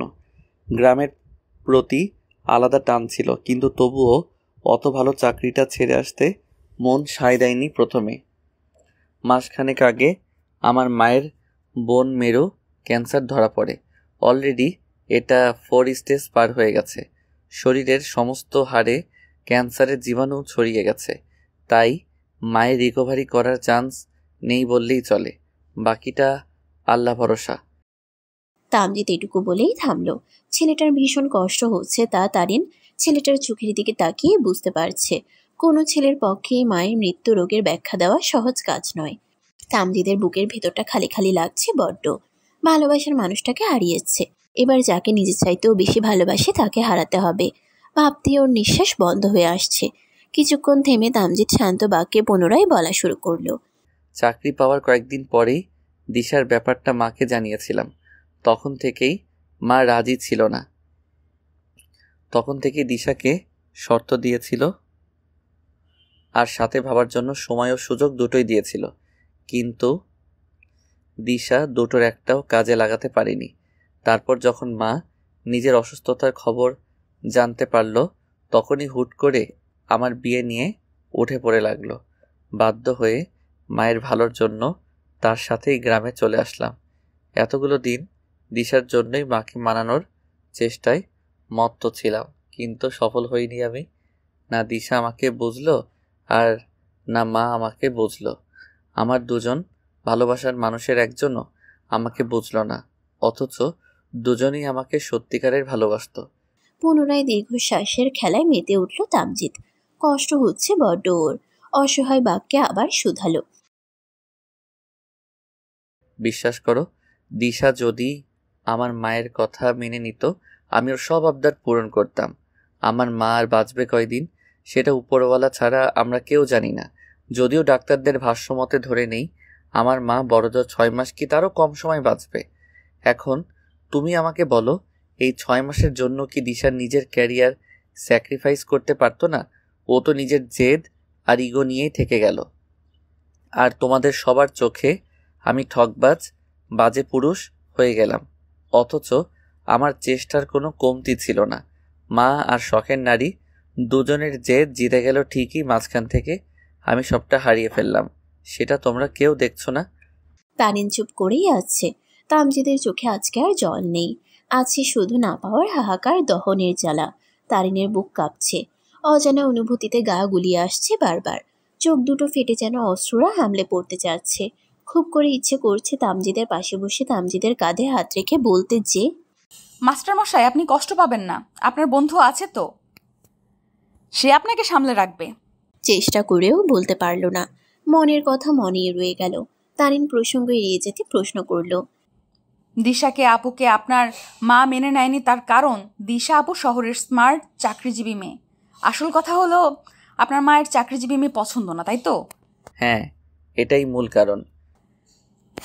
তাহলে আমার স্বপ্ন পূরণ হবে কি করে মাস্টারমশাই? তারিনের কম্পিত প্রশ্নে তামজিদের টনক নড়ল। সত্যিই তো, তারিনের পড়ালেখাও তো তাহলে সে মেনে নিবে না। তারিন অসহায় চোখে তামজিদের দিকে তাকিয়ে আছে। প্রশ্নের উত্তর পাওয়ার জন্য আকুল হয়ে আছে। তামজিদ কিছুক্ষণ ভেবে চিন্তিত স্বরেই বলল, বিষয়টা জটিল করে ভাবলে জটিল, আর যদি সহজ করে ভাবি তাহলে সহজ। মানে? মা কি বলবে আমি জানি না, হয়তো মেনে নিতে পারে আবার নাও পারে। মা তো নিজে তোমাকে পছন্দ করেছিল, এই কারণে হলেও মেনে নিতে পারে, কিন্তু নিশ্চিত না। মাকে জানানোর পর আমরা মাকে রাজি করানোর চেষ্টা করব, বাকিটা সময়ের উপরে ছেড়ে দাও। তারিন চিন্তায় পড়ে গেল। বুকের ভিতর স্বপ্ন ভাঙার ভয় জাগ্রত হচ্ছে। তারিনকে চিন্তিত দেখে তামজিদ এসে তারিনের মাথায় হাত রাখলো। শান্ত বাক্যে শুধালো, শোনো মেয়ে, আমি তোমার পাশে আছি। আমার দেহে প্রাণ থাকতে তোমার স্বপ্ন বিফলে যেতে দিব না, ইনশাআল্লাহ। নিশ্চিন্তে থাকো। এখন এই ছোট্ট মাথায় বেশি চাপ না নিয়ে ঘুমিয়ে পড়ো। তারিন সাহস পেল এবার। বাবার পর কেউ একজন ওর মাথায় ভরসার হাত রেখেছে, সাহস দিয়েছে। আর কি চাই ওর? দুজনেই গিয়ে শুয়ে পড়ল বিছানায়। যতক্ষণ তারিনের ঘুম না আসলো ততক্ষণ তারিন এক একটা হাসির ঘটনা বলা তামজিদকে খুশি রাখার চেষ্টায় মত্ত ছিল। ড্রয়িং রুমের সোফায় বসে চা খাচ্ছেন আমজাদ সাহেব। তারিন রান্নাঘরে সবার জন্য নাস্তা বানাতে ব্যস্ত। তামজিদ তামজিদ কমলার খোসা ছাড়িয়ে ছাড়িয়ে মাকে দিচ্ছে আর নিজের এটা ওটা গল্প বলে হাসাচ্ছে। বর্ষা বেগমের অবস্থা আগের থেকে বেশ উন্নতির দিকে। ডাক্তার কিছুটা ভরসা দিয়েছেন। তামজিদ তারিনরা সহ ওনারা সবাই ঢাকায় এসেছেন সপ্তাহখানেক হবে। সেদিন তারিনদের বাসা থেকে আসার পরের দিনে ওরা ঢাকায় ফিরেছেন। তারিনের সাথে এবারে সবার খুব ভালো ভাব। তামজিদের বোনের সাথে এসেও তার সখ্যতা জমেছে বেশ। তামজিদের বোন 8 মাসে প্রেগনেন্ট, তাই ভাইয়ের বিয়েতে যেতে পারেনি। তারিনও বেশ গিন্নির মতো সংসারের কাজে হাত লাগিয়েছে, যেটা দেখে বর্ষা বেগম তারিনের প্রশংসায় পঞ্চমুখর। তারিন রান্নাঘর থেকে বাঁধাকপির পাকোড়া বানিয়ে এনে সবাইকে দিল। নিজেও তামজিদের আদেশে সবার সাথে বসলো পাকোড়া হাতে। তামজিদ পাকোড়া মুখে দিতে দিতে বর্ষা বেগমের উদ্দেশ্যে বলে উঠল, আর 3 দিন পর তারিনের এসএসসি রেজাল্ট দিবে মা। বেশ ভালো খবর। আমার তারিন মা খুব ভালো রেজাল্ট করবে, দেখে নিও। তারিন প্রতি উত্তরে সৌজন্যবোধক হাসি দিল। তামজিদ এবার আগের নাই বলে উঠল, তারিনের রেজাল্ট পাওয়ার পর আমি এখানের একটা ভালো কলেজে ওকে ভর্তি করাবো, ও পড়ালেখা করবে। কথাটা শোনা মাত্রই বর্ষা বেগমের মুখ অন্ধকারে ঢেকে গেল। মুখ পানে একরাশ রাগ ও আক্রোশ ফুটে উঠল। তারিন সেদিকে তাকিয়ে ভয়ে ঢোক গিলল। তার মুখ পানে স্পষ্ট যে সে কিছুতেই এটা মেনে নিবে না। শাশুড়ি হয়ে বর্ষা বেগম ছেলের বউয়ের হাতটা এত জোরে শক্ত করে চেপে ধরেছে যে তার হাতের নখ তারিনের হাতে বিঁধে যাচ্ছে। ব্যথায় তারিন একবার আর্তনাদ করে উঠল, তবুও ছাড়লেন না তিনি। রক্তিম চোখে তারিনের দিকে তাকিয়ে আছেন। সে চোখে তাকিয়ে তারিন খানিকটা ভয় পাচ্ছে ঠিকই, কিন্তু ঘাবড়ে যাচ্ছে না। তারিন এবার ব্যথাতুর স্বরে বলে উঠল, আম্মা, আমার ব্যথা লাগছে। বর্ষা বেগম এবার গর্জে উঠলেন, গর্জন করে বললেন, লাগুক। তুমি কোন সাহসে আমার ছেলের কাছে পড়ালেখার আবদার করেছ? তামজিদ নিজের মায়ের এমন রূপ জন্মের পর কখনো দেখেনি। আজ চোখের সামনে দেখে বিশ্বাস করতে পারছে না। আমজাদ সাহেব স্ত্রীকে ধমকে বলে উঠলেন, কি করছো তাজের মা? পাগল হয়ে গেছো তুমি? তামজিদ এগিয়ে গেল, বর্ষা বেগমের উদ্দেশ্যে বলে উঠল, মা, তারিনের হাতটা ছাড়ো। তোমার কি মাথা খারাপ হয়ে গেছে? বর্ষা বেগম এবার তামজিদের দিকে চোখ গরম করে তাকালেন। তর্জনী আঙ্গুল তামজিদের দিকে তাক করে উচ্চস্বরে বললেন, চুপ, একদম চুপ। বউয়ের হয়ে কৈফিয়ত দিতে এসেছিস? মা, তুমি ভুল বুঝছো। শোনো, তুমি একটু শান্ত হও। আমি তোমাকে সবটা বুঝিয়ে বলছি। কি বুঝাবি তুই আমাকে? আমাকে কি তোর অবুঝ মনে হয়? জ্ঞান নেই আমার? তোর থেকে জ্ঞান নিতে হবে? তারিন কিছু বলছে না, চুপচাপ দাঁড়িয়ে দেখছে সবটা। চোখের সামনে একটা মানুষের ভিন্ন রূপ ওকে ভাবাচ্ছে, ভীষণ গভীরভাবে ভাবছে কিছু। আমজাদ সাহেব এবার কঠিন স্বরে চেঁচিয়ে উঠলেন, বললেন, তাজের মা, বৌমার হাতটা ছাড়ো, নয়তো এত বছর বিবাহিত জীবনে আমি যে পাপটা করিনি তা আজ করতে বাধ্য হব। বর্ষা বেগম ঘুরে তাকালেন স্বামীর দিকে। তারিনকে ধরে রাখা হাতটা আলগা হয়ে এলো। অবিশ্বাস্য স্বরে জিজ্ঞেস করলেন, কি বললে তুমি? একদম ঠিক বলেছি। কি করছো এসব তুমি? বাড়ির বউয়ের গায়ে হাত দিচ্ছ? তুমি তো এমন ছিলে না তাজের মা। কি হয়েছে তোমার? তুমি তো সবসময় চাইতে মেয়েরা যেন নিজের পায়ে দাঁড়ায়, পড়ালেখা করে। তাহলে এখন কেন বাধা দিচ্ছ? 2 দিন পর তুমি বাঁচবে কিনা তার গ্যারান্টি নেই, আর সেই তুমি এখন এত জোর খাটাচ্ছ। বর্ষা বেগম এবার ধপ করে দাঁড়ানো থেকে সোফায় বসে পড়লেন। হু হু শব্দে কান্না করে উঠলেন। তার কান্না দেখে উপস্থিত সবাই হকচকিয়ে গেল। তারিন সবার আগে তার দিকে এগিয়ে গেলেন। বর্ষা বেগমের পাশে বসে নরম স্বরে জিজ্ঞেস করলেন, আম্মা, ঠিক আছেন আপনি? শরীর খারাপ লাগছে আপনার? তামজিদ ব্যস্ত ভঙ্গিতে জিজ্ঞেস করল, মা, ঠিক আছো তুমি? আমজাদ সাহেব রাগে চুপচাপ বসে আছেন, জিজ্ঞেস করছেন না কিছু। কিছুক্ষণ নীরবতায় ছেয়ে গেল পুরো ড্রয়িং রুম।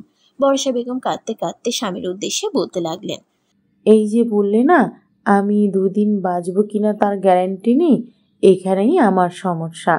আমার শাশুড়ি মা মরে যাওয়ার সময় এই সংসারটা আমায় তুলে দিয়ে গিয়েছিলেন। মাঝে কতগুলো বছর কেটে গেছে। আমি এই সংসার নিজের হাতে যত্ন করে গড়ে তুলেছি। এই সংসারের প্রত্যেকটা জিনিস আমার খুব যত্নে করে সাজানো। আমি মরে গেলে আমার সংসারটা যেন ভেসে না যায়, সেই জন্য ছেলের জন্য একজন ঘরোয়া মেয়ে চেয়েছিলাম। আমার সংসারটা আমার মতো করে যত্ন করে আগলে রাখবে, যেমন কাউকে চেয়েছিলাম। তারিনকে আমি এজন্যই পছন্দ করে নিয়ে এসেছিলাম। আমি জানি তারিন বয়সে আমার ছেলের তুলনায় খুব ছোট, তাও নিয়ে এসেছিলাম কারণ ওর বাড়িতে গুছিয়ে কাজ করাটা আমার নজর কেড়েছিল। ওর মধ্যে আমি আমাকে দেখতে পেয়েছিলাম। এইটুকু বয়সেই মেয়েটা সব কাজ কত সুন্দরভাবে গুছিয়ে করে সেটা নিজের চোখে দেখেছিলাম বলেই আমার ছেলের বউ করে এনেছি। বলেই থামলেন তিনি। আজকাল সে জোর খাটিয়ে কথা বলতে পারেন না, নিঃশ্বাস নিতে বড্ড কষ্ট হয়। তারিন ছলছল চোখে বর্ষা বেগমের দিকে তাকিয়ে আছে। আমজাদ সাহেবের রাগ নিমিষেই গলে পানি হয়ে গেল। তামজিদ মাথা নিচু করে দাঁড়িয়ে আছে। বর্ষা বেগম পুনরায় শক্তি সঞ্চয় করে বলে উঠল, এই শেষ সময় এসে আমার ছেলের থেকে তার ভালোবাসা কেড়ে নিয়েছি আমি, কিন্তু আমি কি করব বলো? দিশা আমার ছেলেকে ভালোবেসে, আমি মানছি, কিন্তু দিশা আমার সংসারকে ভালোবাসে না। আমার সংসারটা গুছিয়ে রাখতে পারতো না। আমি মরে গেলে আমার স্বামীকে দেখে শুনে রাখতো না। আমার ছেলে আর নিজেকে নিয়ে ব্যস্ত থাকতো। সবিবাহিত নারীর জীবনে তার স্বামীর থেকে আপন আর কেউ নেই। আমিও স্বার্থপরের মতো আমাদের কথাই ভেবেছি। আমি তো দিশাকে সুযোগ দিয়েছিলাম, ও সেই সুযোগ ফিরিয়ে দিয়েছে। আমি কি করতাম তাহলে? আমার স্বামীরও তো বয়স হয়েছে, তাকে দেখতো কে বলো? আমার যত্নে করা সংসার এলোমেলো হয়ে যেত, যত্নে রাখা জিনিসপত্রে ধুলো জমে যেত, শখের বাড়িটার দেওয়ালে শ্যাওলা জন্মাতো। তারিনের চোখের পানিগুলো এবার গাল বেয়ে গড়িয়ে পড়ল। তামজিদের চোখের কোনো অশ্রু সিক্ত। তারিন ভাবছে একজন নারী সংসারের মায়ায় কতটা গভীরভাবে জড়িয়ে গেলে এমন করে ভাবতে পারে। বর্ষা বেগম এবার শক্ত স্বরে তারিনের উদ্দেশ্যে বললেন, তোমাকে আমি সাংসারিক মেয়ে ভেবে বাড়ির বউ করে এনেছিলাম, আর এখন তুমিও এই একই পথে হাঁটছো। তাহলে দিশা দোষ করেছিল কোথায়? দিশাকে অপছন্দ করার এই একটাই কারণ ছিল আমার, আর কিছু না। তামজিদ এবার মুখ খুলল, বলল, মা, যে আমার জীবন থেকে হারিয়ে গেছে তাকে নিয়ে আমি আর ভাবতে চাই না। আমি এখানে তোমার দোষ দিচ্ছি না। দিশা আমার ভাগ্যে ছিল না, তাই উপরওয়ালা তাকে আমার জীবন থেকে কেড়ে নিয়েছেন।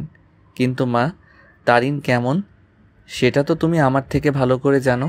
ওকে এই কয়েকদিনে আমি যেটুকু চিনেছি তাতে গ্যারান্টি দিয়ে বলতে পারি ও তোমার সংসারটা খুব যত্ন করে সামলে রাখবে। তুমি একবার ওকে সুযোগ দিয়েই দেখো, আমার বিশ্বাস ও পারবে। বর্ষা বেগম কিছু বললেন না। আমজাদ সাহেব এতক্ষণ পর মুখ খুললেন, দৃঢ় কণ্ঠে বলে উঠলেন, দেখো তাজের মা, আমাদের কার ভাগ্যে কি আছে সেটা আমরা কেউ জানি না। তুমি শুধু এত কেন ভাবছো? আজকে বেঁচে আছি, কাল নাও থাকতে পারি। উপরওয়ালা তোমার আগে আমাকেও নিয়ে যেতে পারে। তাহলে কেন আমাকে নিয়ে পড়ে আছো? আমার ভাগ্যে যা আছে তাই হবে।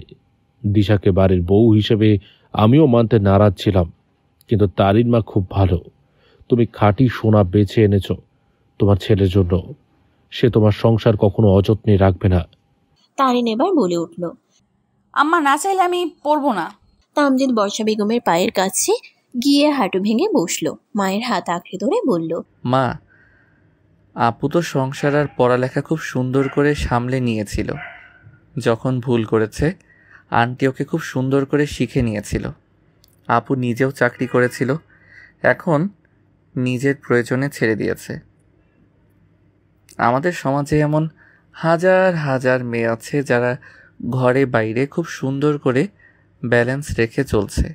তারা সংসার সামলাচ্ছে, বাচ্চা সামলাচ্ছে, আবার চাকরিও করছে। মা, আমাদের দেশের নারীরা এখন অনেক এগিয়ে গেছে। তুমি শুধু তারিনের পড়ালেখাতে বাধা দিও না প্লিজ। তারিন পড়ালেখা ও বয়সে দুই জায়গায় আমার থেকে অনেক ছোট। আমার সাথে চলতে হলে আমার বউকেও তো যোগ্য হতে হবে। তুমি চাও না তোমার ছেলের বউ ছেলের যোগ্য হয়ে উঠুক? বলো, চাও না? আমার সাথে বাইরে বের হলে যখন মানুষ তারিনের শিক্ষাগত যোগ্যতা নিয়ে প্রশ্ন করবে, তখন তো আমার অপমান হবে। মা, আমি আমার ভালোবাসাকে হারিয়েছি, ধরে রাখতে পারিনি, কিন্তু এই মেয়েটার স্বপ্ন ভাঙতে চাই না। মা, অন্তত আমার বউকে আমার মনের মতো গড়ে তুলতে দাও প্লিজ। বর্ষা বেগম কিছু বললেন না, উঠে দাঁড়ালেন, শক্ত কণ্ঠে বললেন, শুনে রাখো, যতই তোমরা আমাকে যা খুশি তাই বলো, আমি বেঁচে থাকতে কোনোদিনই এই পারমিশন দেব না। বলেই তিনি নিজের রুমে চলে গেলেন। তারিন স্তব্ধ হয়ে বসে রইল। চোখ থেকে অশ্রুপাত হচ্ছে। তামজিদ আড়ালে সেই চোখের পানি মুছে নিল। তামজিদ অপরাধীর ন্যায় মাথা নিচু করে বসে আছে। আমজাদ সাহেব নিঃশব্দে উঠে চলে গেলেন। তারিন উঠে দাঁড়াতেই তামজিদ অপরাধী স্বরে বলে উঠল, আমি আমার কথা রাখতে পারলাম না তারিন, আমাকে ক্ষমা করো। তারিন সঙ্গে সঙ্গে হাস্যোজ্জ্বল স্বরে বলে উঠল, আম্মাকে আমি রাজি করাবো, আর কি করে রাজি করাই সেটাই এবার দেখবেন। বলে ঠোঁট টিপে হাসল। ওর মাথায় দুষ্টু বুদ্ধিরা হানা দিয়েছে। কি করে বাঁকা মানুষকে সোজা করতে হয় তা তারিন বেশ ভালো করেই জানে। তারিন রান্নাঘরে এসে কাপড়ের আঁচলটা কোমরে গুজে নিয়ে নিজে নিজে বলে উঠল, আম্মা, ছোট মরিচের ঝাল কত বেশি এবার দেখবেন। তামজিদ তারিনের হাস্যোজ্জ্বল চেহারা পানে তাকিয়ে বোকা বনে গেল। এই তো মেয়েটা কাঁদছিল, এক্ষুনি আবার হাসছে। অদ্ভুত। মস্তিষ্ক প্রশ্ন করল, তারিন, কি করে মাকে রাজি করাবে? গরম পানির মগটা হাতের থেকে ছিটকে পায়ের উপর পড়তেই তারিন যন্ত্রণায় চিৎকার করে উঠল। সকালে উঠে সবার জন্য নাস্তা বানাতে ব্যস্ত তারিন। আমজাদ সাহেব হাঁটতে বের হয়েছেন। বর্ষা বেগম নিচে রুমে আছেন। তারিনকে সাহায্য করার জন্য একজন পরিচারিকা রাখা হয়েছে। সেও তারিনের হাতে হাতে সব করে দিচ্ছিল। বর্ষা বেগম কাল থেকে তারিনের উপর রেগে আছেন, কথা বলছেন না কিছুতেই। তারিন যথাসাধ্য চেষ্টা করছে সবটা মানিয়ে নেওয়ার। তারিন বর্ষা বেগমের খাওয়ার জন্যই গরম পানি করে নিয়ে যাওয়ার জন্য রান্নাঘর থেকে বের হয়েছিল। হুট করে ফ্লোরে পা পিছলে গিয়ে হাত থেকে গ্লাসটা তারিনের পায়ের উপর পড়েছে। মুহূর্তেই কাচের গ্লাসটা ভেঙে কয়েক টুকরো হয়ে গেল। সেখান থেকে এক টুকরো কাচ পায়ের নখে বিঁধে গেল। পা মুহূর্তেই জ্বলে উঠল মারাত্মক যন্ত্রণায়। তারিনের চিৎকারে রান্নাঘর থেকে জাহেলা এগিয়ে আসলো। তারিনের পায়ের দিকে তাকিয়ে আটকে উঠলেন। চিৎকার করে বর্ষা বেগমের উদ্দেশ্যে বলে উঠলেন, হাই হাই রে খালা, ভাইজান তাড়াতাড়ি আহেন, দেইকা যান, কি সর্বনাশ হইছে। তারিন ব্যথা আর জ্বালা পোড়াতে নিচে বসে কাতরাচ্ছে। তামজিদের আজ কলেজে জয়েন করার দিন, সেজন্যই রুমে রেডি হচ্ছিল। হঠাৎ করে জাহেরার চিৎকার শুনে দৌড়ে এলো ড্রয়িং রুমে। তামজিদের পিছু পিছু বর্ষা বেগমও ছুটে এলেন। তারিনের অবস্থা দেখে দুজনেই একসাথে চিৎকার করে উঠল। তামজিদ তাড়াতাড়ি তারিনকে ধরে উঠালো। অতি সাবধানে সোফায় নিয়ে গিয়ে বসালো। জাহেলাকে আদেশ করলো, আপা, তাড়াতাড়ি আগে বরফ নিয়ে আসুন। আমার রুমের ড্রেসিং টেবিলের উপর থেকে ফার্স্ট এইড বক্সটাও নিয়ে আসবেন। জাহেলা আদেশ পেয়ে সেদিকে ছুটল। তামজিদ দৌড়ে গিয়ে পানির জগ এনে তারিনের পায়ে পানি ঢালতে লাগলো। তারিন নিঃশব্দে কাঁদছে। নিজের বাড়ি হলে এতক্ষণে বিলাপ মেরে কাঁদা শুরু করে দিত। এখানে লজ্জায় চুপচাপ কাঁদছে, কিছু বলছে না। বর্ষা বেগম তারিনের পাশে বসলেন। শাসনের স্বরে বলে উঠলেন, কি করে হলো এসব? দেখে কাজ করবে না? এইটুকু একটা মেয়ে এত কাজ করতে হবে কেন? আমি এখনো বেঁচে আছি তো। আল্লাহ আমাকে এখনো অনেক সুস্থ রাখছে। কি অবস্থা হয়েছে আল্লাহ মাবুদ। তারিন এবার শব্দ করে কেঁদে উঠল। বর্ষা বেগম যত্ন করে তারিনকে নিজের বুকের ভিতর আঁকড়ে ধরলেন। তারিনের মাথায় হাত বুলিয়ে বলে উঠলেন, কাঁদে না মা, একটু সহ্য কর, এক্ষুনি ঠিক হয়ে যাবে। জাহেলা বরফ নিয়ে আসতেই তামজিদ তারিনের পায়ে বরফের টুকরো ঘষতে লাগলো। বর্ষা বেগম তামজিদের উদ্দেশ্যে বলে উঠলেন, তাজ, তাড়াতাড়ি ওকে হাসপাতালে নিয়ে চল। পায়ের রক্ত পড়া তো থামছে না, সেলাই লাগবে নাকি? তামজিদ ওর মাকে অভয় বাণীতে বলে উঠল, চিন্তা কর না মা, সেলাই লাগবে না, কমে যাবে, একটু ধৈর্য ধরো।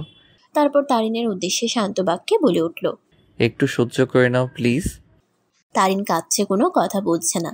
গরম পানিটা ফুটন্ত না হলেও মোটামুটি বেশ গরম ছিল। পা সম্পূর্ণ লাল হয়ে উঠছে আস্তে আস্তে। রক্ত পড়াটা কমতে শুরু করেছে কিছুটা। তামজিদ কাটা জায়গায় যত্ন সহকারে অ্যান্টিবায়োটিক মলম লাগাতেই তারিন পা সরিয়ে নিল। ব্যথাতর স্বরে বলে উঠল, মাস্টার মশাই জ্বলছে, আর দিয়েন না। বর্ষা বেগমের চোখের কোণেও পানি জমেছে। মেয়েটার চেহারাটাও ব্যথাতে লাল হয়ে গেছে। তামজিদ তারিনের দিকে তাকিয়ে আলতো বাক্যে বলল, একটু সহ্য করো প্লিজ, এক্ষুনি সেরে যাবে। বর্ষা বেগমও সেই সুরে সুর মিলিয়ে তারিনের চোখের পানিটুকু মুছে দিতে দিতে বললেন, কান্না করিস না মা, কমে যাবে, আল্লাহ ভরসা। তারিন বর্ষা বেগমের বুকের সাথে লেগে থাকলো চুপ করে। তারিনের কান্না থেমে গেল কয়েক সেকেন্ডে। সব ব্যথা ভুলে গেল মায়ের মতো মমতাময়ী একজনের হাতের ছোঁয়ায়। মানুষটা উপরে উপরে কঠিন হলেও তার মনটা বড্ড নরম।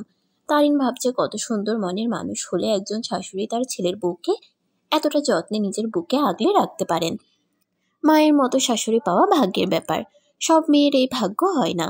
তারিন খুব ভাগ্যবতী এমন একজন শাশুড়ি পেয়েছে। তারিন কাল থেকে নিজের মাথায় সাজিয়ে রাখা সব দুষ্টু বুদ্ধিকে বিদায় দিয়ে দিল। তারিনের এসব ভাবনা চিন্তায় সমাপ্তি ঘটল তামজিদের স্বরে।